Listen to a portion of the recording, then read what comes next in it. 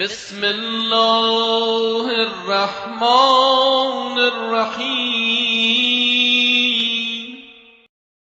اللهم ارزقني فيه طاعة الخاشعين، واشرح فيه صدري بإنابة المخبتين، بأمانك يا أمان الخائفين.